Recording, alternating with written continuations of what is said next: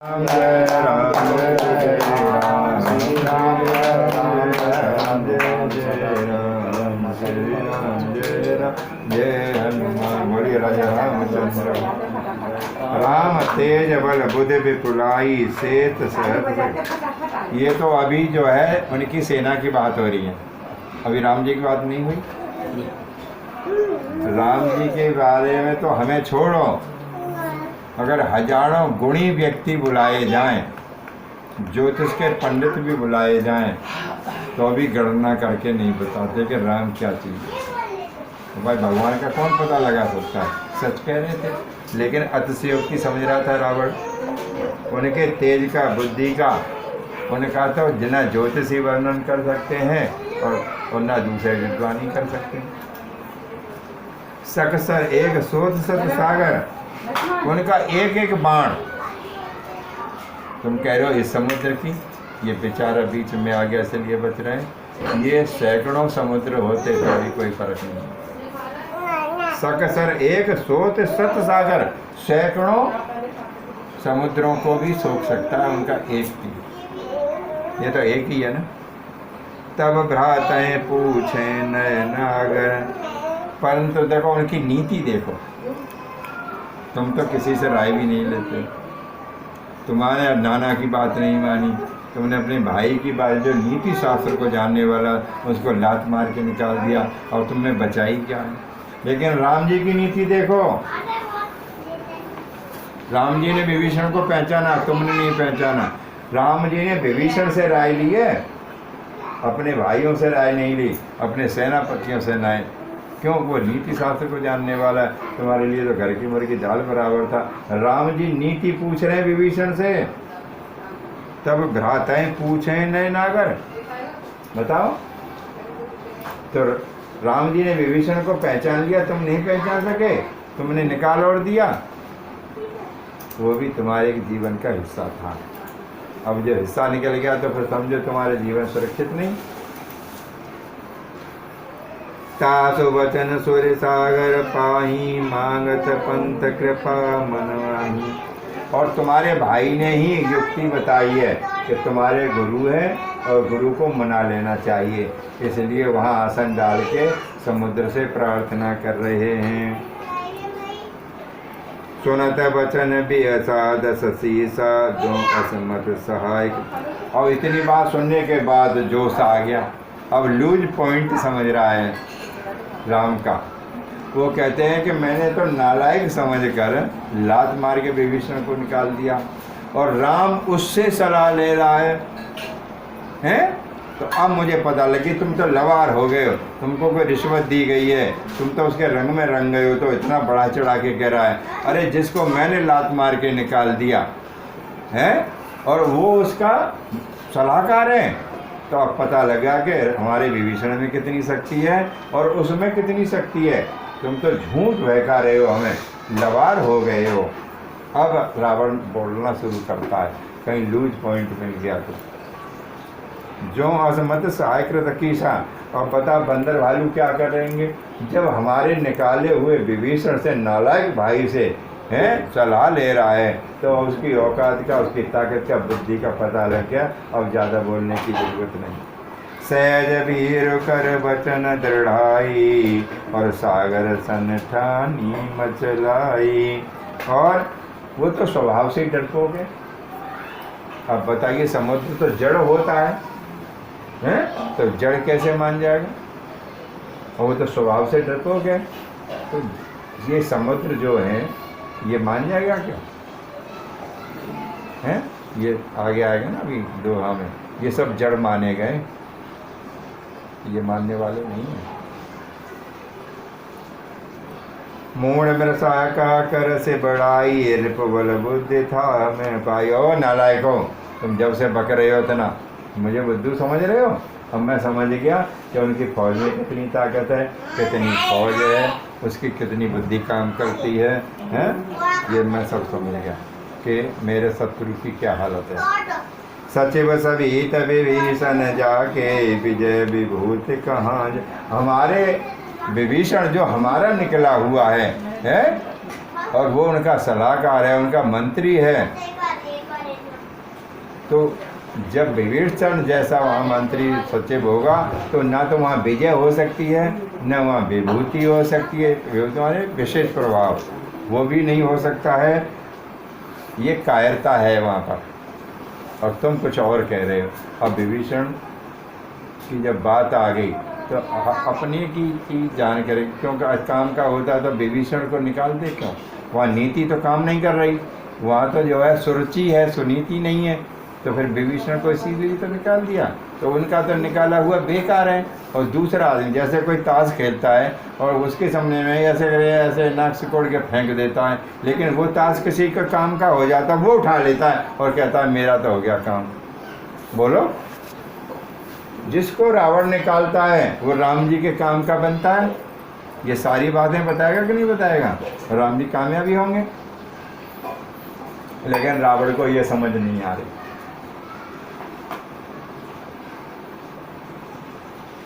अब सर रावण को गुस्सा आ गया उनकी बातों को, उनने कही अब तो ये सुनने वाला है नहीं। तो फिर लक्ष्मण जी का लिखा हुआ लव लेटर उन्होंने निकाला। क्या कहा? सुनिखल बचन दूत सवाड़ी, समय विचार पत्रिका काढ़ी। बोले लो, अब हमारी सुनोगे तो हो नहीं। ये लक्ष्मण जी ने लव लेटर लिखा है तुम्हारे लिए, ये पढ़ो। रामानुज दीनी ये पाती, नाथ बचाए जोड़ा बहु छाती। इस पत्र को पढ़कर अपना गुस्सा ठंडा कर लीजिए और अपनी छाती ठंडा कर लीजिए। अब देखो, इसलिए किसी की कही हुई बात मत कहना। आदमी की पढ़ाई लिखाई मत पूछो तुम कितने पढ़े लिखे हो। योग्यता पढ़ाई से नहीं आती, जनरल नॉलेज अलग होती है। पढ़ाई कुछ अनपढ़ों को बहुत बड़ी जनरल नॉलेज होती है, कुछ पढ़े लिखों को बिल्कुल नॉलेज नहीं होती।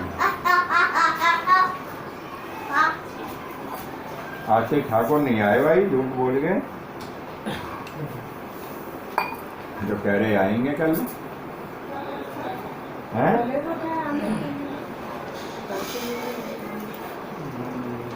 बोले राम जी के छोटे भाई ने चिट्ठी लिख के भेजी है, इसे पढ़ो, इसे छाती भी ठंडी कर लो और अपना भविष्य भी देख लो। अब देखो क्या करते हैं, अब ये पता लगेगा अच्छाई बुराई पढ़े लिखे की। बिह से बाम कर लीनी रावण, बिह से बाम कर लीनी रावण। तो रावण बड़ा ठहाका मार के हंसता है और उल्टे हाथ से, देखो अब ये सीखने की चीज़ है, कोई मांगलिक पत्र, कोई मांगलिक वस्तु उल्टे हाथ से नहीं पकड़नी चाहिए और माथा गर्म नहीं होना चाहिए उस समय, बिल्कुल ठंडा, शीतलता, स्वभाव इतना बढ़िया बना लेना चाहिए, नहीं तो अच्छी चीज़ भी खराब हो जाएगी। एक भगवान के भाई की चिट्ठी, और वो पढ़ा लिखा कैसा था, वो नालायक उल्टे हाथ से पकड़ता है और ठहाका मार के हंसता है, तंज मार के। बेह से बाम कर लीनी रावण, सचिव बोल 60 लाख, और सो उसमें उल्टे हाथ से पकड़ता है और खुद नहीं पढ़ता है। एक मंत्री को दे दिया, ले भाई पढ़। अब दोनों में अंतर देखिए, दशरथ जी इतने पढ़े लिखे नहीं थे, बोलो। अब देख ही देखा सब कह देते हैं कि रावण तो बहुत बड़ा पंडित था, 4 वेद 6 शास्त्र आदि, तो उसकी पढ़ाई लिखाई कुछ काम आई? दशरथ जी तो इतने पढ़े नहीं थे। तो जब जैसे पहली चिट्ठी जनक जी ने भेजी, दूत गए, तो उनका बड़ा सम्मान करा कि हम वहाँ से आए हैं और ये चिट्ठी लाए हैं। तो दशरथ जी छाती से लगाते हैं, माथे से लगाते हैं और इतने भाव विभोर हो गए, चिट्ठी को खुद ही खोल के पढ़ने लग गए। उन्होंने निकाला, तू पढ़ा।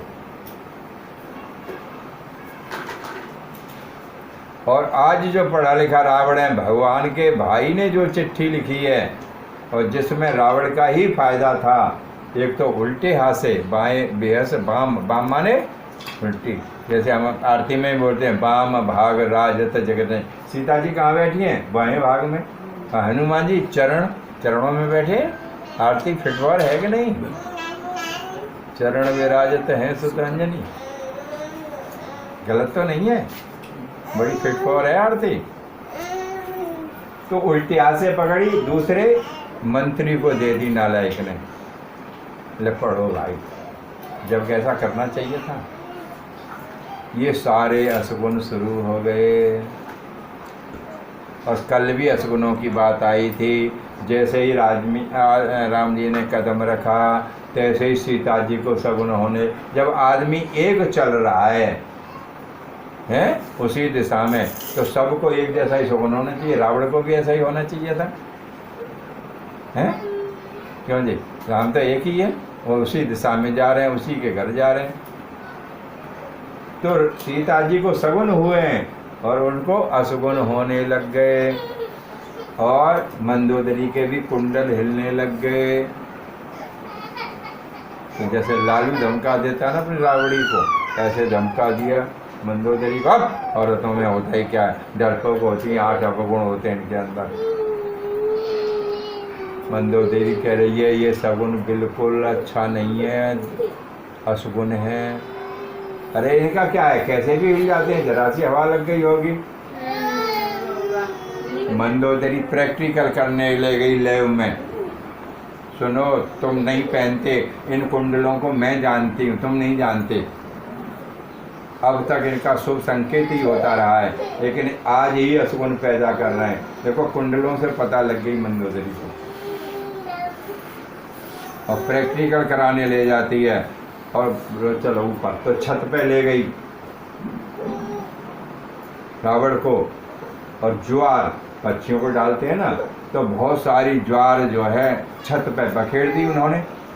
तो सारे कबूतर आके एकदम खाने लग गए। मंदोदरी कहती है अब आपका जीवन सुरक्षित नहीं है, मैं विधवा होने वाली हूँ। तू शेर की पत्नी होगी, ऐसी बातें करती है। बोले तुम देखना अपनी आंखों से। अब ये पता लगाऊंगी कि राम का स्वभाव और प्रभाव कैसा है और तुम्हारा स्वभाव प्रभाव कैसा है। तो मंदोदरी ने ज्वार बखेर दी, बहुत सारे कबूतर वहाँ चुगने लग गए। और मंदोदरी कहती है तुम्हें राम की सौगंध है, अगर किसी ने दाना चुगा तो राम की सौगंध है। सारे कबूतर एकदम से जो मुंह में भी था वो भी उगल गया। रावण को कहनी देखो राम का स्वभाव और प्रभाव देखो। एक कबूतर उनमें बहरा था और वो कबूतर संकेत था रावण का ही। एक कबूतर बहरा था, उसने बात सुनी नहीं, कबूतर चुगने बोले ये बहरा जो कबूतर है और कोई नहीं, तुम ही हो। सब समझा रहे हैं, किसी की नहीं सुन रहे। बहरा किसी की नहीं सुनता है ना, तो वो तुम ही हो, ये बहरा कबूतर और कोई नहीं है। सब समझा रहे हैं, तुम नहीं समझ रहे हो, ये तुम ही हो। अब सुनो, अब मैं दिखाती हूँ। फिर उन्होंने कहा अच्छा भाई कसम खत्म हो गई, सब चुगो। चुगना शुरू कर दिया। फिर मंदोदरी कहती है तुम्हें राजा रावण की सौगंध है, पर एक भी दाना खाया तो किसी कबूतर ने सौगंध नहीं मानी, सब खाने लगे। मंदोदरी कहती है तुम्हारा स्वभाव प्रभाव सब कुछ खत्म हो गया, तुम्हारी कसम पे तो एक कबूतर नहीं हट रहा है। बोलो, यानी आपका जीवन बिल्कुल पूर्णता की तरफ जा रहा है, आप समझ नहीं रहे, बहरे हो गए।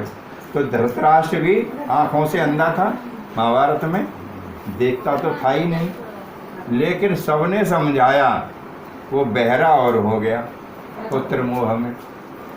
बोलो, संजय समझाता था, देखता नहीं था, और सबने समझाया, धृता अंधा तो था, बहरा और हो गया। बोलो, पुत्र मोह में आ गया। और मोह सकल व्याधि कही है, रामायण का लेख है, मैं नहीं कह रहा हूँ। सारी बीमारियों की जड़ मोह है। मोह सकल व्याधिन कर मूला, तिनते उपजय पुण्य बहुसूला। सारी बीमारी इससे मोह से कर। मोह का मतलब ये नहीं है डूबना नहीं है। आप गृहस्थ में रहिए, खाओ पियो खूब, लेकिन इसमें डूबिए मत। डूबना मोह है। ऐसा नहीं है कि आप समाज में मत रहो, घर में मत रहो, कमाओ मत, ऐसा कुछ नहीं रखा। मोह का मतलब डूबिए मत। ठीक है।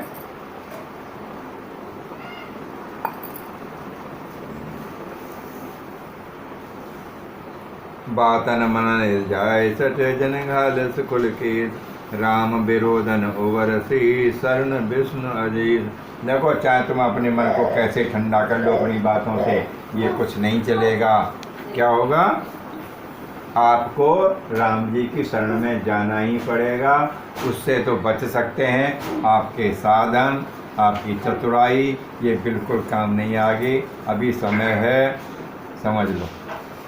आखिरी सांस तक समझाते हैं सब लोग।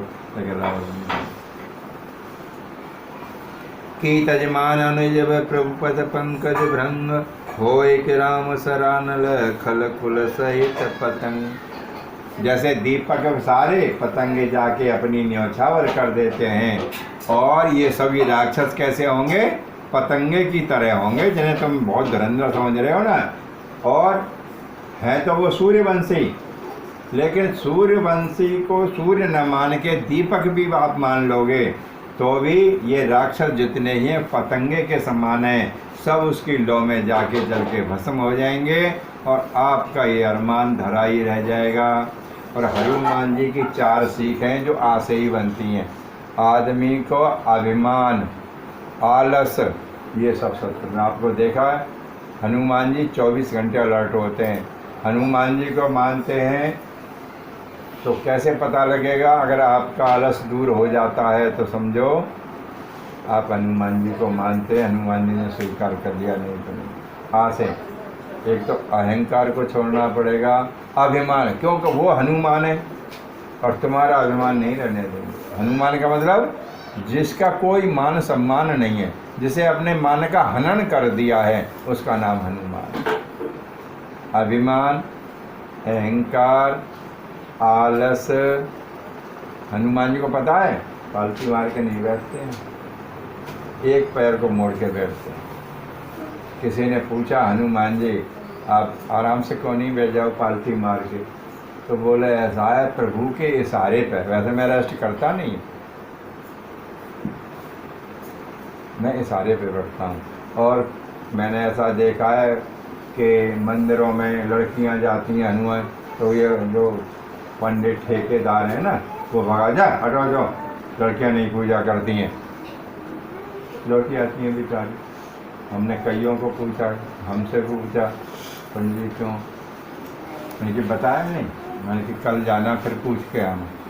वो कहते हैं हनुमान जी ब्रह्मचारी थे, लड़कियों को पूजा नहीं करनी चाहिए। मैंने कहा अपनी मम्मी को भेज कर देखिए भाई। मम्मी गई तो उनको भी लौटा दिया, हनुमान जी ब्रह्मचारी हैं, औरतों को पूजा नहीं करनी चाहिए। कोई कह रहा सुबह नहीं करनी चाहिए, कोई कह रहा है दोपहर को नहीं करनी चाहिए, कोई कहता है शाम को नहीं। इन गुंडों नालायकों को यही नहीं पता हनुमान जी से दूर कर रहे हैं, ये साजिश है। पश्चिमी सभ्यता आ गई है। तो मैंने ये पूछा कब करनी चाहिए, सुबह क्यों नहीं चाहिए? बोले भगवान की सेवा में, दोपहर को भगवान की सेवा में, शाम को। तो फिर ये कब सोते हैं, कब रेस्ट करते हैं, कब फुर्सत है, तो फिर इनकी पूजा करें कब? ये बताओ, ब्रह्मचारी हैं और वो जब औरतों से इतने चिढ़ते हैं, तो ये हनुमान जी औरत से पैदा नहीं हुए थे क्या? कोई बारिश में पैदा हुए? औरत से ही पैदा है ना। ये राम जी जंगल में रहते हैं, भोले जी के तो मान लेंगे शमशान में रहते हैं। ये हनुमान जी कहाँ रहते हैं? राम जी के चरणों में। हैं? राम जी के चरणों में। बताइए, चरणों में ना। बिना हनुमान जी के कोई दरबार नहीं मिलेगा। यानी घर गृहस्थ में रह रहे हैं। क्या हनुमान जी के घर में बहन बेटी नहीं थी? क्यों जी?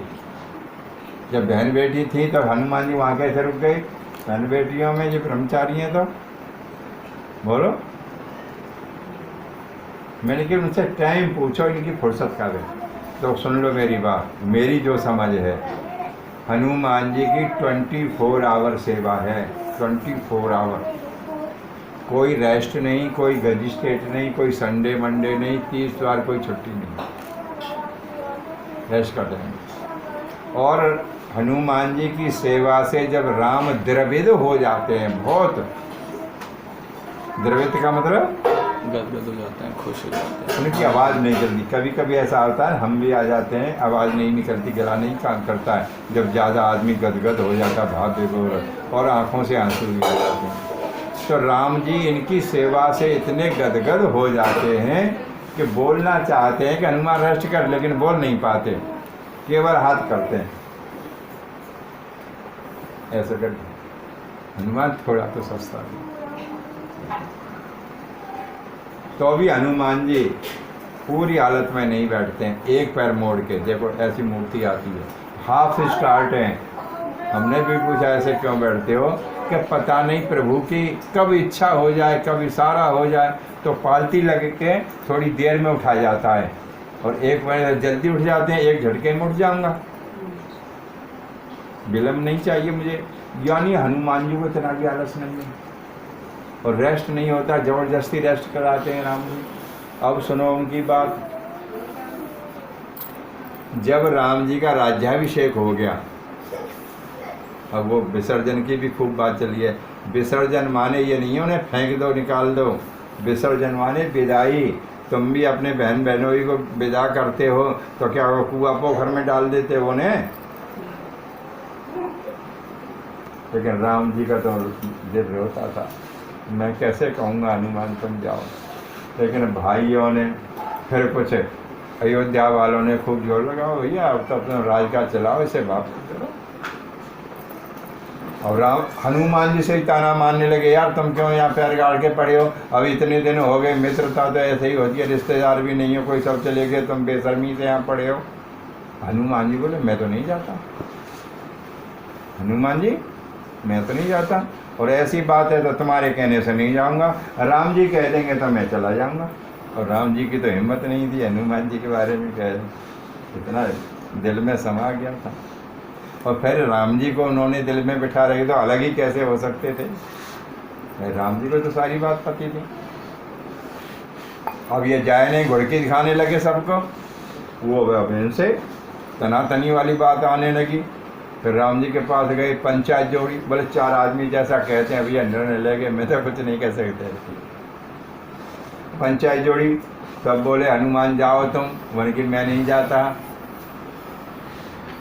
तुम क्या करोगे, सब चले गए। तो बोले ऐसा है, घर का जो घटिया से घटिया काम उसे भी मैं करूँगा, झाड़ू पोंछा बर्तन सब कुछ कर लूँगा, पर मैं जाऊँगा नहीं।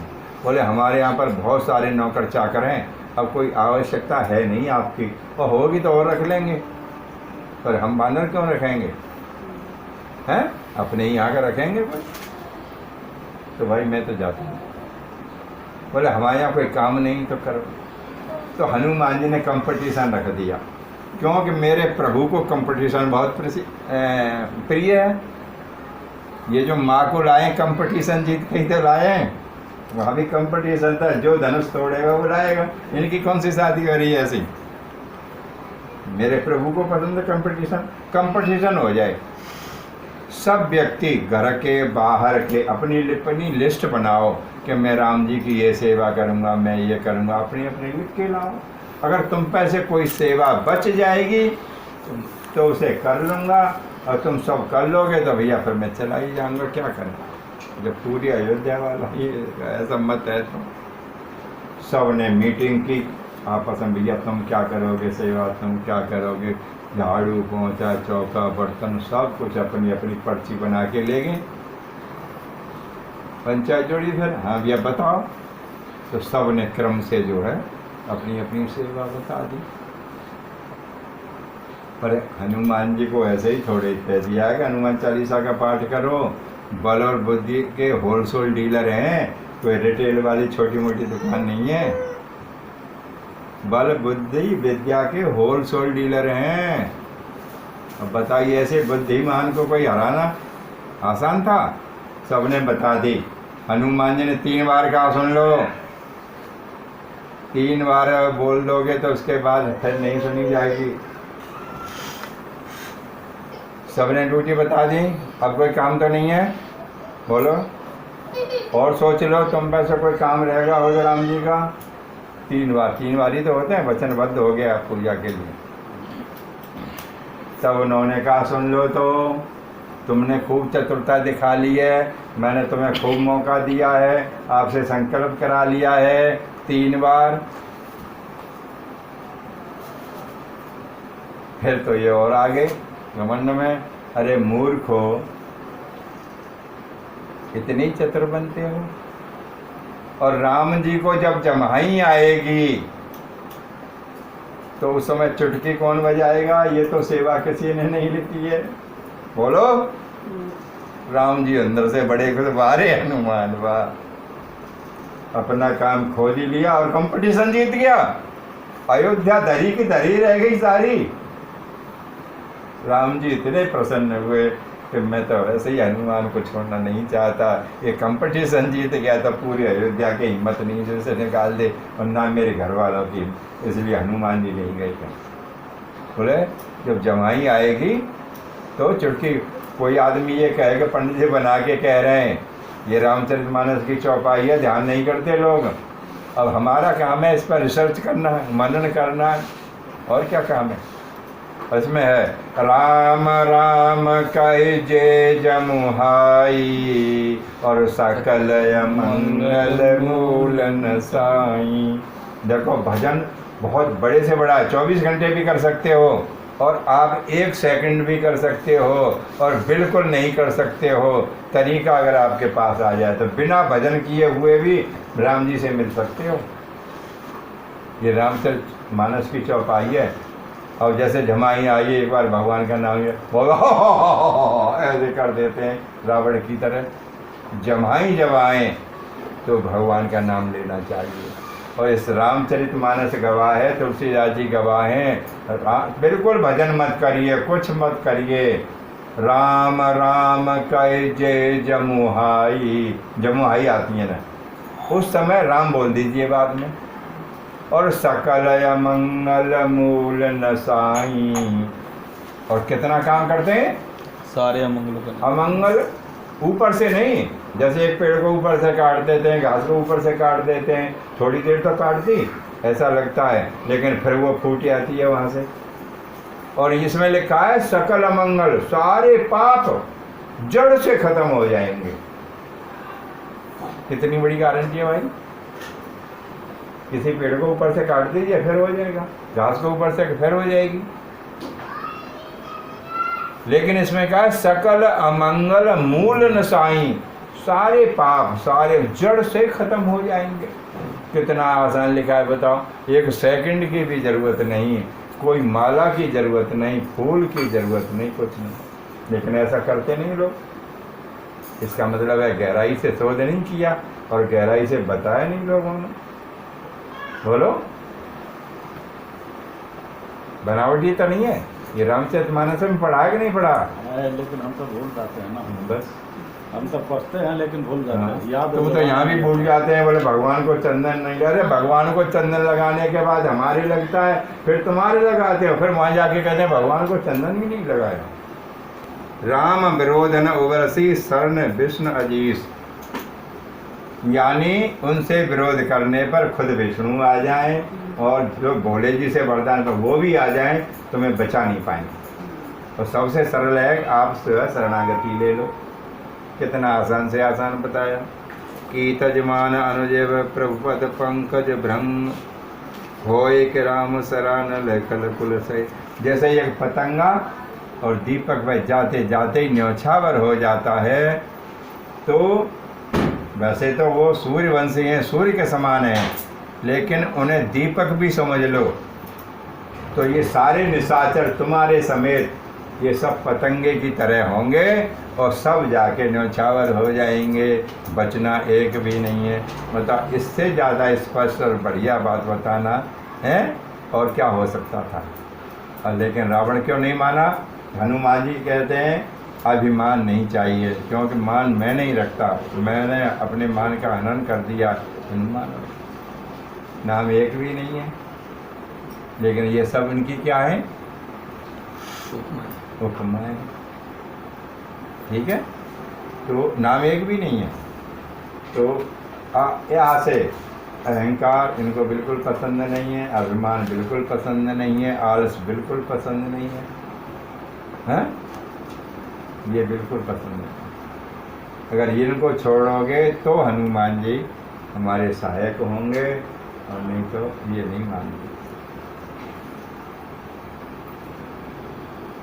ठीक, वाणी को विराम करें और चलो।